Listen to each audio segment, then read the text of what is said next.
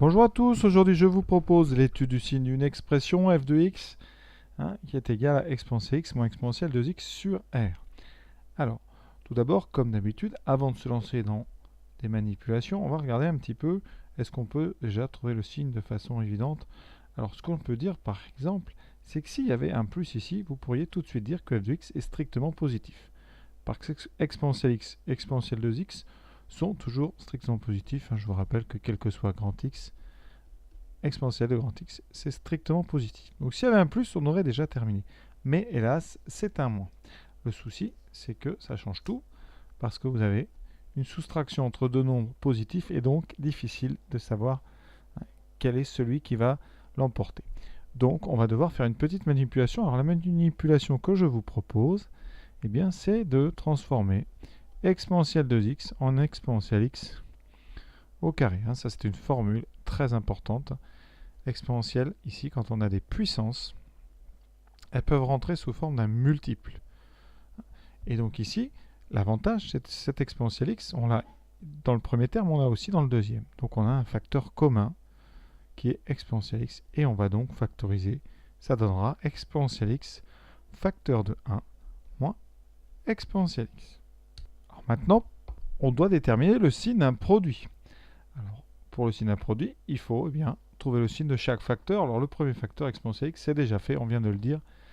Quel que soit x, exponentielle x, c'est strictement positif. Donc, le signe de f de x dépend du signe de 1 moins e de x. C'est pour ça que maintenant, on va étudier, donc étude de 1 moins e de x. Alors, pareil, il y a une soustraction entre deux nombres positifs, donc difficile. On va donc partir sur la méthode classique.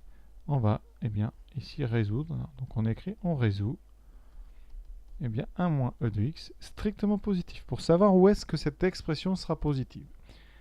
Vous pouvez me dire, pourquoi on ne résout pas négatif? On pourrait. Mais on fait un choix, parce qu'on ne va pas résoudre les trois. Je vais vous montrer un petit peu.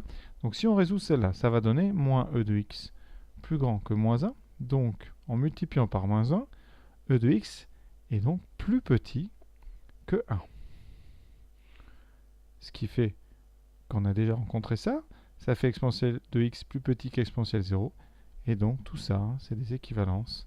Ça sera équivalent à x négatif. Alors, si on résout rapidement égal à 0, vous voyez bien, par les mêmes manipulations, vous aurez x égale à 0. Et si vous aviez résolu négatif, vous auriez trouvé x positif. Conséquence.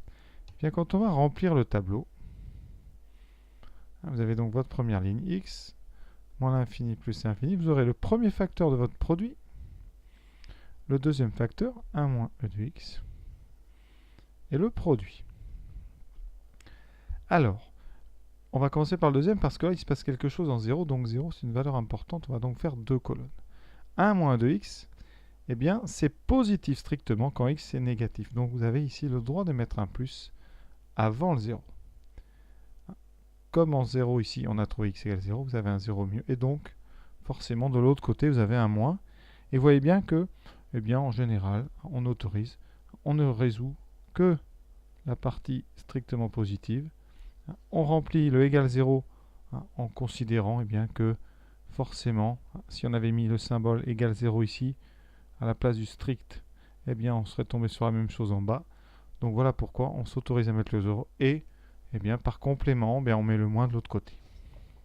Alors ensuite, on a la ligne de l'exponentielle. On a dit tout à l'heure, un exponentiel, c'est toujours strictement positif. Donc vous avez une ligne qu'avec des plus.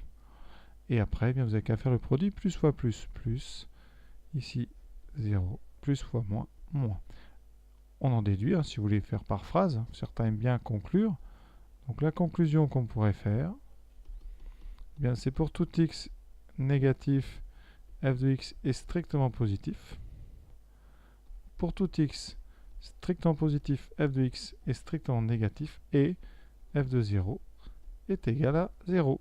Donc voilà, donc je rappelle les étapes importantes. Première étape très importante, ici, donc la transformation d'exponentielle de x en exponentielle de x au carré. Ça c'est très très important, ça permet la factorisation et ça c'est vraiment décisif.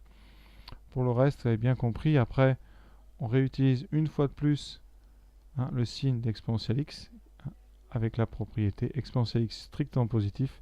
Et après, petite inéquation à résoudre. Hein. Surtout, vous ne remplissez pas le plus et moins comme ça sans justifier. Hein. Ça ne serait pas entièrement compté. Il faut expliquer hein, pourquoi et comment vous remplissez ces tableaux de signes. C'est vraiment important de commencer à se forcer à les remplir et en justifiant le remplissage. Voilà, j'espère que vous avez bien compris ça. C'est quand même très important. Je vous souhaite bien bonne continuation dans votre travail.